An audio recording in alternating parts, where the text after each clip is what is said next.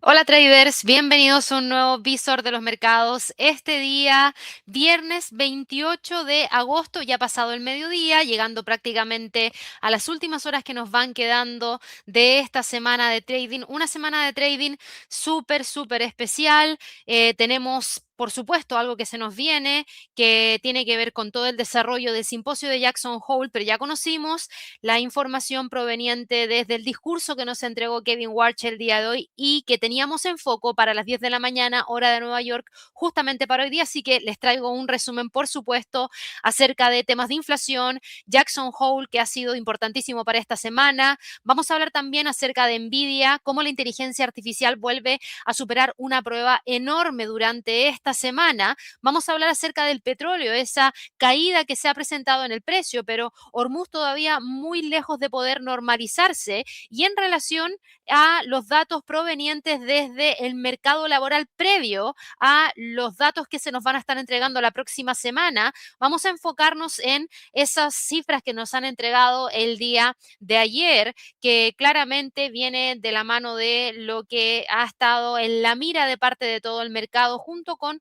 otros temas que vamos a estar revisando, por supuesto, durante esta jornada y que claramente han marcado la pauta de estos últimos días. Antes de irme a eso sí, como siempre, los quiero dejar a todos invitadísimos a que se suscriban al canal, que le den clic a la campanita y ojalá nos regalen muchísimos likes para poder seguir creciendo. Así que vámonos rapidito a revisar lo que ha pasado durante esta semana. Una semana bastante cargada con mucho fundamental. Partíamos con las cifras de inflación en México, con cifras de Producto Interno Bruto para México. Luego nos fuimos el día martes a confianza del consumidor de The Conference Board para Estados Unidos, que mostró una caída de 90.2 a 89.4, muy en línea con lo que comentábamos la semana pasada en relación a lo que estaba pasando con, por ejemplo, esos reportes de ganancias trimestrales de Walmart, esos reportes de ganancias trimestrales de Kohl's, de Home Depot, y que también estuvimos teniendo durante esta semana y que vinieron a reforzar en cierto grado esa selectividad de parte del consumidor, que ya no está comprando cualquier cosa, está siendo muy selectivo con todo lo que está comprando,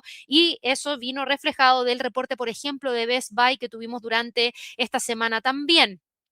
Conocimos los datos de precios del gasto en consumo personal subyacente por parte de Estados Unidos, cifras relacionadas a, en este caso, la inflación, Producto Interno Bruto. Ambos datos estuvieron muy alineados con lo que el mercado estaba esperando. El día de ayer, nuevas peticiones de subsidio por desempleo, y hoy día el foco estaba puesto en Kevin Warsh y sus declaraciones y cómo eso ha estado afectando al mercado. Llegamos a esta semana con prácticamente un avance de tan solo 0,57% para el Standard Poor's, con un avance de alrededor de 0,50% para el Dow Jones, un avance de alrededor de 0,43% para el Nasdaq y una caída para el Russell 2000 de un 1,34%. La Reserva Federal terminó nuevamente como uno de los grandes protagonistas de la semana.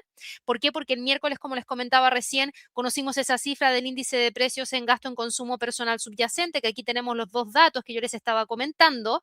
Eh, la cifra de 0,2% mensual durante julio y la cifra de 3,3% anual, ambas en relación a cifras subyacentes, son cifras que confirman cierta moderación respecto de los momentos más tensos del año, pero siguen estando claramente muy por encima de la meta del 2% que tiene como objetivo la Fed.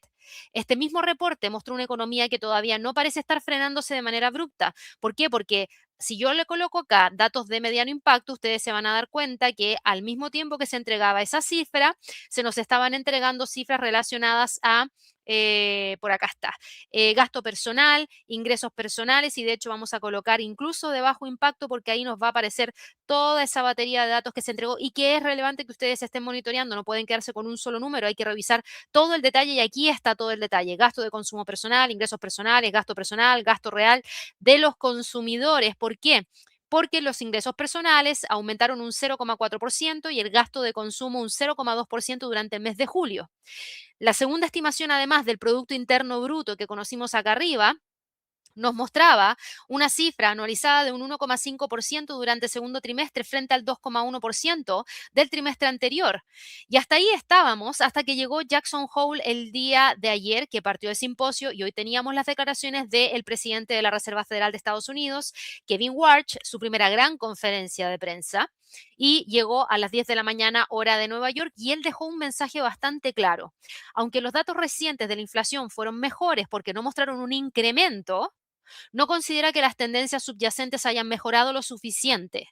Warch además reafirmó el objetivo de inflación del 2%, que sigue siendo un objetivo bastante firme, y sostuvo además que si los precios no avanzan hacia esa meta de manera suficientemente clara, la Fed todavía tiene mucho trabajo por hacer. Por ende, rápidamente la reacción se vio principalmente en las tasas cortas con el rendimiento de los bonos del Tesoro a 2 años, que tuvo un movimiento al alza después del discurso, y gran parte de los traders elevaron las apuestas por una eventual subida de tasas, y eso lo vamos a ver rapidito aquí en las probabilidades de ver ajustes de tasas por parte de la herramienta del Fed Watch Tool que nos entrega la CME.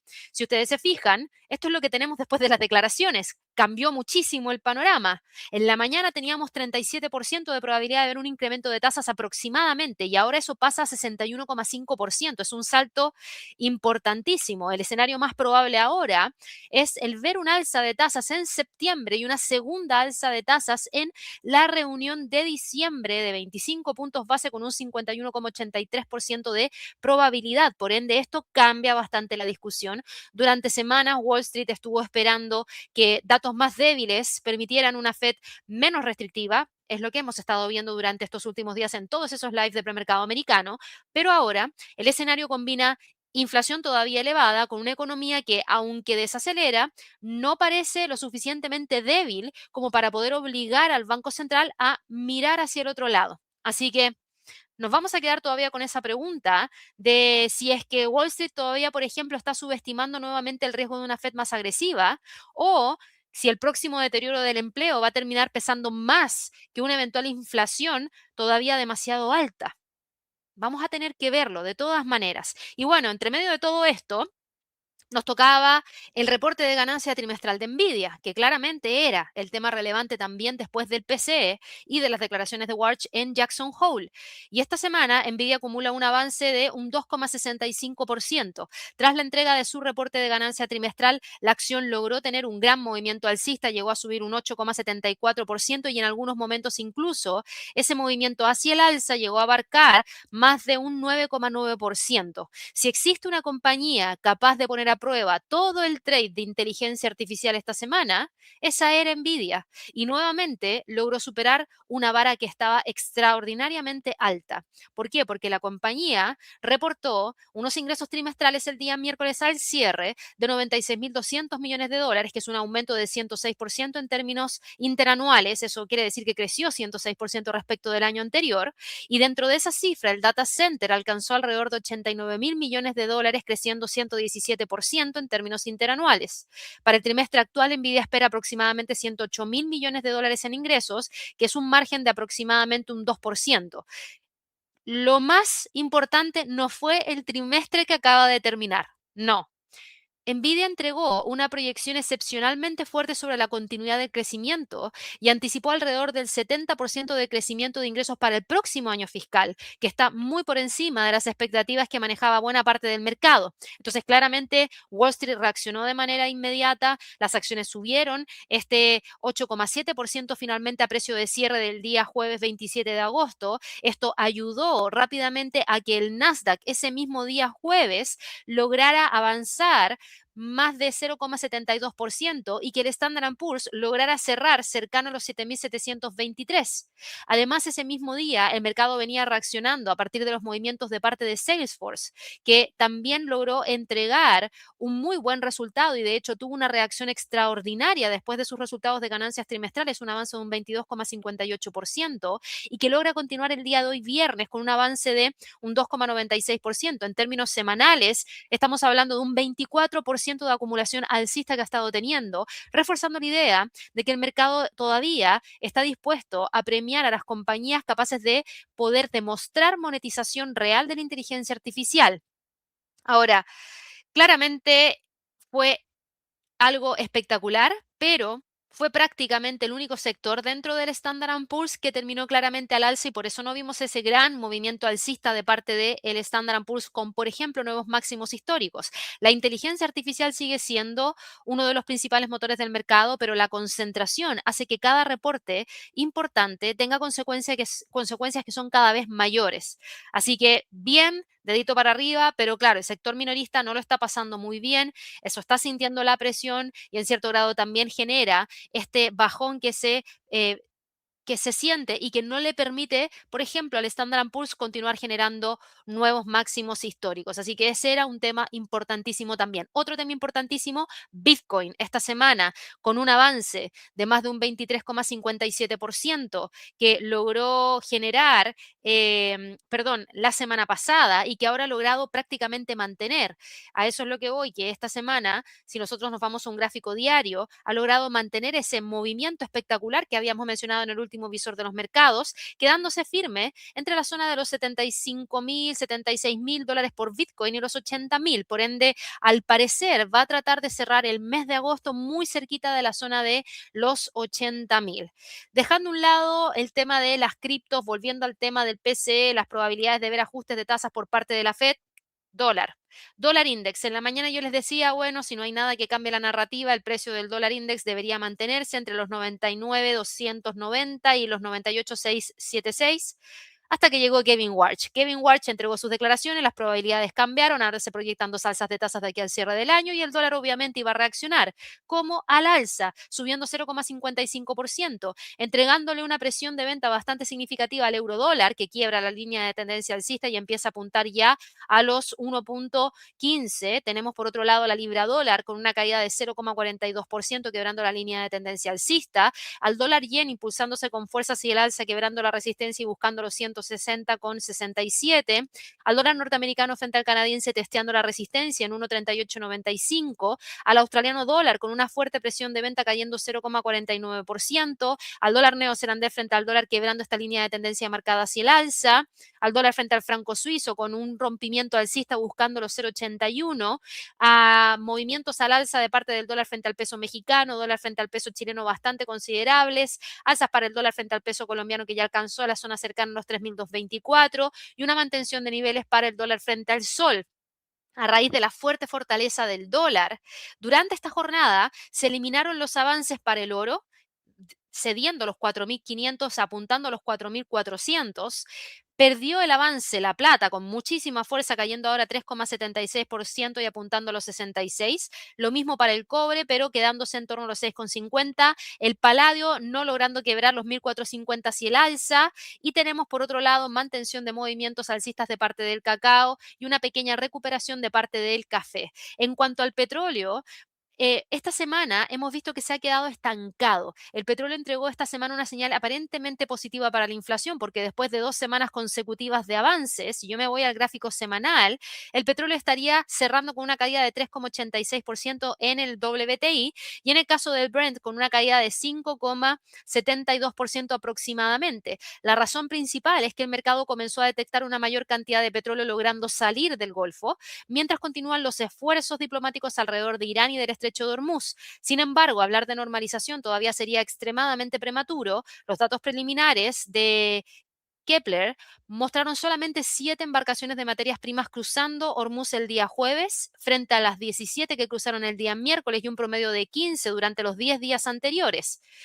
Los datos oficiales de la Agencia Internacional de Energía de Estados Unidos ayudan a dimensionar cuánto cambió el mercado energético durante el conflicto, que es bastante. Durante el segundo trimestre del 2026, el flujo de petróleo líquido de petroleros por Hormuz promedió apenas 4,9 millones de barriles diarios frente a los 21,6 millones de barriles durante el cuarto trimestre del año 2025. Entonces, claramente está esa paradoja.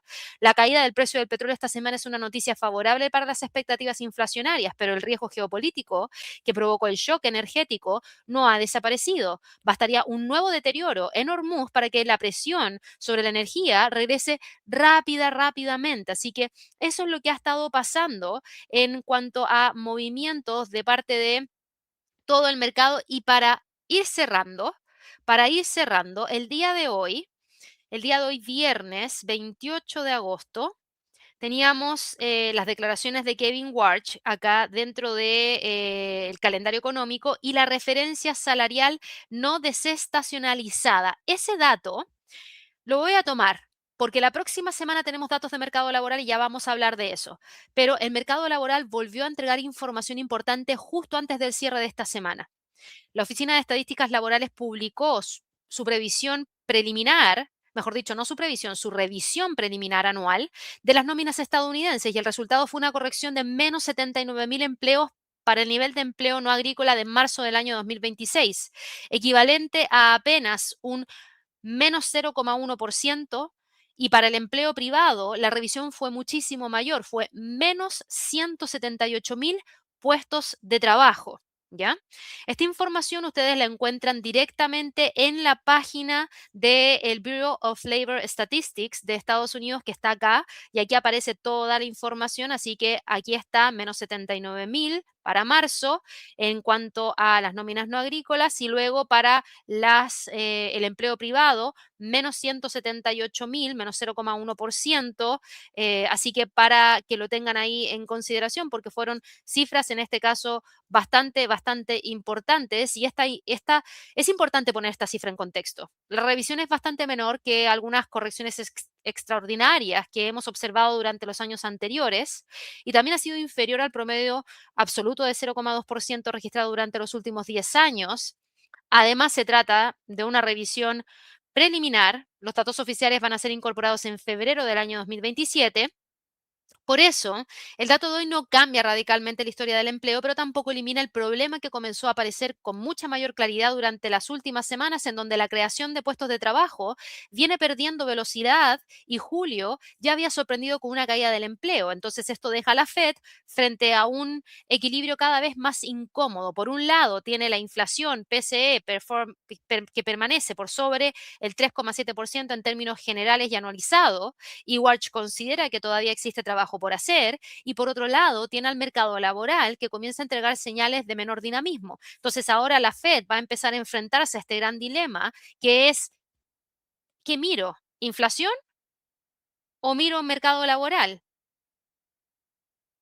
Entonces, es algo importante porque la desaceleración del mercado laboral terminará frenando a la Fed antes de una nueva subida de tasas, o todavía no existe suficiente deterioro como para poder desplazar la inflación del centro de toda la situación que hoy en día estamos viendo, porque hoy en día la inflación es el tema relevante. Pero ¿será que el mercado laboral logrará desplazarla? Yo diría que por lo menos todavía no, porque la tasa de desempleo está baja, 4,1%. Si la tasa estuviera acercándose más hacia el 5%, quizás ahí se empezaría a volver un poquitito más incómodo. Entonces, yo lo tendría ahí en consideración. Y si conectamos todo lo que ha ocurrido durante toda esta semana, claramente nosotros tenemos de todo un poco. Nvidia demostró que el crecimiento relacionado con inteligencia artificial continúa siendo extraordinariamente fuerte y logró devolver el impulso al Nasdaq. El petróleo retrocede, entrega algo de alivio al riesgo inflacionario, pero al mismo tiempo el PCE salió alto. Kevin Warsh dejó claro que la Fed todavía no está satisfecha con la trayectoria de los precios, y el mercado volvió a aumentar sus apuestas por una eventual subida de tasas. Y mientras la Fed está mirando la inflación, el mercado laboral, por otro lado, continúa enviando señales de desaceleración.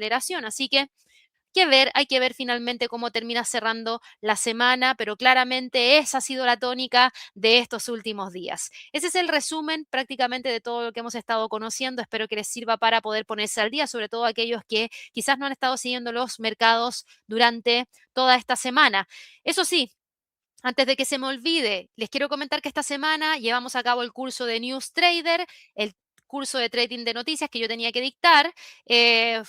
Salió bastante bien, nos demoramos más de 2 horas por cada sesión, porque los temas eran bastante densos, y espero que hayan todos aprendido un montón. Había muy buenos comentarios respecto al curso en particular, y tengo entendido que habilitaron la versión para poder acceder de manera on demand al curso hasta el día 31 de agosto. Así que si alguien quiere participar, tener acceso a ese Excel que yo compartí como para poder tener una rutina de análisis fundamental más completa, y a ese glosario de indicadores económicos que también es importante conocer, además de todo el contenido que trae el curso, los dejo invitadísimos a que vayan y revisen la información. Todavía lo pueden comprar directamente a través de PayPal o tarjeta de crédito por un valor de $45, o todavía podrían acceder de manera gratuita al curso abriendo una cuenta con un broker en convenio. También podrían acceder al descuento, pero solamente hasta el 31 de agosto. Así que les vamos a dejar en el enlace de este video, de este audio, para que ustedes puedan ir a la página, para que de esa forma revisen la información. Así que en la descripción del video va a estar el enlace. ¿Qué se nos viene para la próxima semana? La próxima semana, importantísima, tenemos dos decisiones de política monetaria, datos de mercado laboral para Estados Unidos en resumen, pero el calendario económico nos dice lo siguiente y se los pongo acá rapidito. Esto es lo que nos dice el calendario económico. Nos dice que partimos el lunes con un festivo en el Reino Unido y cifras de inflación preliminar para Alemania. El martes, cifras de inflación para la zona euro, importantísimo después de los datos del viernes que se mostraron cifras de inflación para España y para Francia elevadas. Podríamos tener un salto importante y eso podría empujar al Banco Central Europeo a subir la tasa. Ojo con ese dato. PMI de manufactura para Estados Unidos, encuesta YOLTS de ofertas de empleo para Estados Unidos y la decisión de política monetaria de parte del Banco de Reserva de Nueva Zelanda, donde ya se espera un incremento de 25 puntos base. Miércoles, cambio del empleo no agrícola ADP y anuncio de decisión de política monetaria de parte del Banco de Canadá junto con los inventarios de petróleo crudo de la Agencia Internacional de Energía. El jueves, nuevas peticiones de subsidio por desempleo para Estados Unidos, PMI de servicios, PMI no manufacturero del ISM y el viernes los datos del mercado laboral con ingreso promedio por hora trabajada, salarios, con las nóminas no agrícolas y con la tasa de desempleo. Y recuerden que el viernes yo voy a estar siguiendo el fundamental a partir de las 8:15 de la mañana, hora de Nueva York, para poder actualizar niveles de precio clave de manera rápida y estar preparados para lo que se nos viene ese día. También tenemos entregas de reportes de ganancias trimestrales. Tenemos el día lunes una jornada relativamente tranquila, pero el día martes ya tenemos un poquitito más de movimiento con NIO en el premercado americano, con Medtronic, premercado americano, y al cierre tenemos a Dell Technologies, a Palo Alto Networks, a MongoDB y a GitLab. Luego el día miércoles, premercado americano, tenemos a Fuel Cell Energy, y al cierre del mercado americano, ojito ahí con Broadcom, con Hewlett Packard Enterprise, con Snowflake, con ChargePoint, entre otras más. El día jueves yo destacaría a Victoria's Secrets en premercado americano, a Campbell's, y al cierre del mercado americano a UiPath, a DocuSign, a Scalar, a Lululemon, a Asana, y sería el viernes relativamente tranquilo. Así que eso es lo que tenemos en cuanto a calendario económico y calendario de reporte de ganancias trimestrales. En cuanto a activos destacados para la próxima semana, primero, euro dólar. De todas maneras, euro frente al dólar norteamericano. Hoy día está presentando una caída de 0,54%. Bueno, me voy acá al gráfico de premercado que vemos siempre. Y lo destaco porque tenemos cifras de inflación para la zona euro, tenemos mucho dato proveniente desde Estados Unidos, por ende tenemos dos frentes que cubrir, noticias de la zona euro más noticias de Estados Unidos, y eso podría ser ideal para poder ver quizás mayor volatilidad en la paridad y mayor cantidad de movimiento. Sobre todo, importantísimo para poder confirmar si es que el precio puede ser capaz o no de continuar con las caídas y que nuevamente nos lleva a la zona entre los 1.1350, 1.1450 a partir del retroceso que está presentando justamente en este momento. Ese sería el primero. En segundo lugar, también importantísimo, el oro. ¿Por qué? Porque el oro venía firme, tratando de mantenerse entre los 4.720, 4.576, porque existía la incertidumbre por el tema en el Medio Oriente. Pero como eso ha relajado, como tuvimos buen reporte de Nvidia, como tenemos la información proveniente desde el simposio de Jackson Hole con esas declaraciones de Kevin Warsh, se relajó, el dólar ganó y eso presionó al oro a la baja. La pregunta que tengo es, ¿se detienen los 4.428 la próxima semana y con eso intenta rebotar? ¿O busca la ruptura para intentar buscar una vez más los 4.324? Importantísimo también.